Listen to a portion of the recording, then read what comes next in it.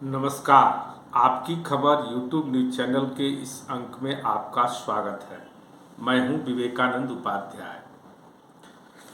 लोकसभा चुनाव 2024 की रणभेरी आज चुनाव आयोग द्वारा अधिसूचना जारी होने के साथ ही बज चुकी है।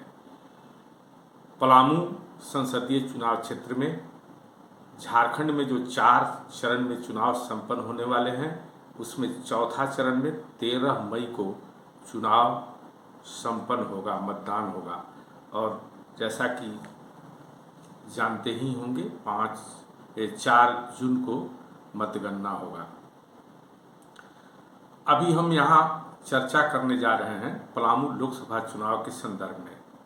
पलामू लोकसभा चुनाव में जहां एक ओर इंडिया गठबंधन की ओर से अभी तक सीट शेयरिंग में कौन चुनाव लड़ेगा, इसे लेकर संशय बरकरार है।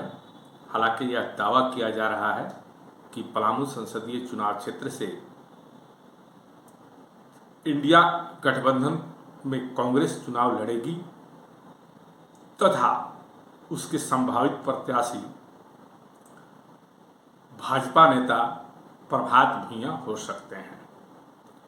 दूसरा पक्ष के द्वारा पूर्व डीजीपी राजीव कुमार का भी नाम सामने आ रहा है तथा दावा किया जा रहा है कि कांग्रेस के सिंबल पर ये 2 में से कोई उम्मीदवार चुनाव मैदान में सामने आ सकता है।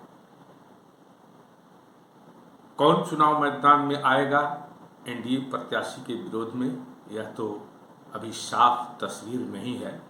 लेकिन जो एनडीए प्रत्याशी के रूप में हैट्रिक लगाने के लिए भाजपा ने जो पूर्व डीजीपी बीडी राम को तीसरा मर्तबा चुनाव मैदान में सामने लाया है, उसे लेकर दूसरों की बात, विरोधी पार्टियों की बात दूर की है, भाजपा में ही, उनके घर में ही विरोध का स्वर तेजी से उठ रहा है।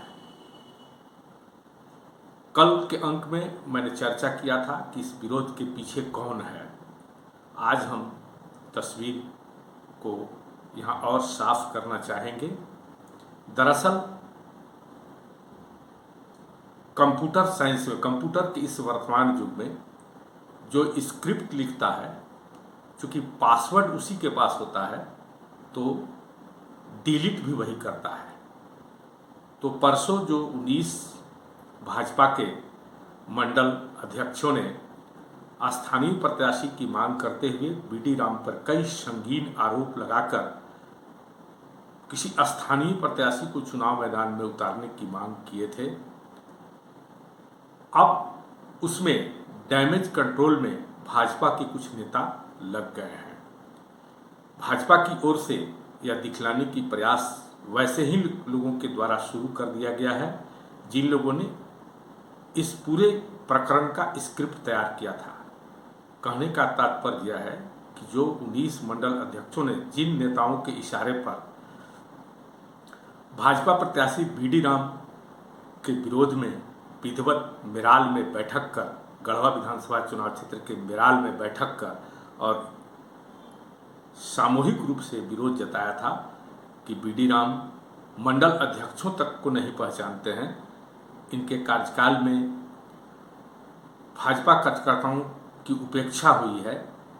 इवन देन ऐसे भी संगीन आरोप लगाए गए थे कि बीडी राम का जो सांसद कोटा का राशि है, वह अधिकांश राशि उनकी बेटी के द्वारा स्वयंसेवी संगठन के नाम पर खर्च किया गया है। पुनः दूसरे दिन कुछ लोग उस खबर का, उस विरोध का खंडन करते हैं। तात्पर्य कि भाजपा की ओर से जो डैमेज हुआ है उसकी कंट्रोल करने का, डैमेज कंट्रोल करने का प्रयास शुरू कर दिया गया है। लेकिन यह जो चर्चा है, जो सूत्र बता रहे हैं कि दरअसल विरोध का जिसने स्क्रिप्ट लिखा है वही अब दिखावे के लिए डिलीट का ऑप्शन शो कर रहा है। ताकि डैमेज कंट्रोल कर रहे हैं ऐसा आम लोगों को, ऐसा पार्टी के अंदर पार्टी के नेताओं को एहसास हो।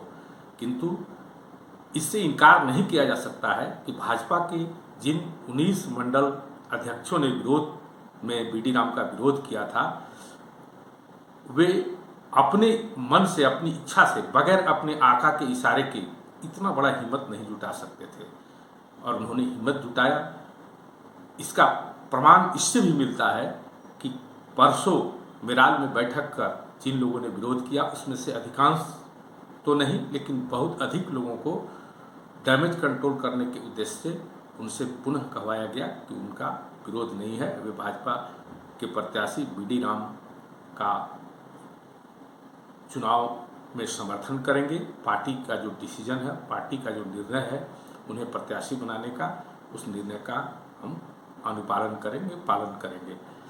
ऐसे में यह अनुमान लगाना, सहज रूप से अनुमान लगाया जा सकता है कि 24 घंटे के अंदर विरोध करने वाले का हृदय कैसे परिवर्तित हो गया, यह बहुत ही गौर करने की बात है।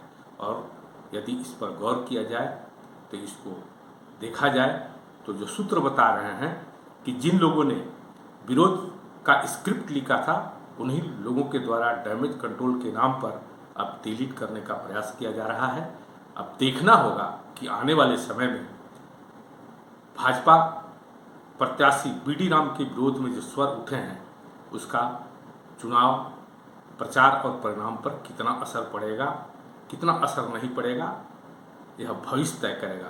किंतु यह बात सभी मानते होंगे, सभी महसूस करते होंगे कि भाजपा जैसी अनुशासित पार्टी में 19 मंडल अध्यक्ष एकाएक मेराल में बैठकर और विधिवत बैठक कर और अपने घोषित प्रत्याशी के विरोध में चुनाव जैसे संवेदनशील मामले में हस्तक्षेप कर और प्रत्याशी बदलने की मांग ही नहीं करेंगे, बल्कि इतना संगीन आरोप लगाएंगे कि प्रत्याशी की उससे छवि काफ़ी हद तक धूमिल हुई है। आने वाले दिनों में इस मामले में और कुछ तस्वीर साफ होगी और कौन इंडिया गठबंधन से उम्मीदवार सामने आता है, उसके पीछे कौन लगता है। कहीं ऐसे लोग जो आज बीडी राम के विरोध का स्क्रिप्ट लिख रहे हैं उनकी कोई दूसरी तैयारी तो नहीं, कहीं भाजपा प्रत्याशी बीडी राम भीतरघात का भी तो शिकार नहीं होंगे। ऐसे सारे सवाल हैं जिनका फिलहाल तो उत्तर मिलना मुश्किल है, किंतु आने वाले चुनाव में निश्चित रूप से ये सारे मामले सामने आ सकते हैं। आज के इस अंक में बस इतना ही। हम पुनः लोकसभा चुनाव से जुड़े किसी दूसरे मुद्दे पर अगले अंक में मिलेंगे। आपसे अनुरोध है कि हमारा चैनल देखें, लाइक करें, शेयर करें तथा यदि सब्सक्राइब नहीं किए हों तो सब्सक्राइब करें ताकि लोकसभा चुनाव से जुड़े तमाम अपडेट आप तक पहुंच सके। नमस्कार।